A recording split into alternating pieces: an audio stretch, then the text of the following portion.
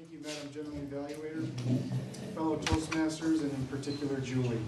I had the privilege of evaluating Julie's speech vacations. I thought it was quite impressive when she walked in the door, and 30 seconds later she was up at the podium, and she told me offline that she was kind of worried about it a little bit last night, and she forgot her notes at home before she came here, and I have to tell you, I couldn't tell the difference. I mean, I thought she did a wonderful job. Seemed very comfortable in front of the audience.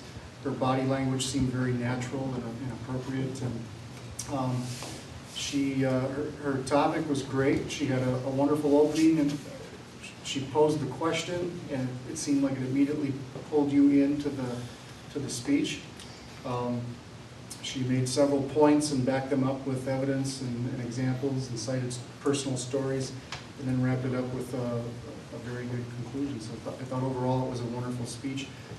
The only friendly suggestion I would offer is at times it was a little difficult to hear, so maybe just a little stronger voice, and other than that, I thought it was a great speech.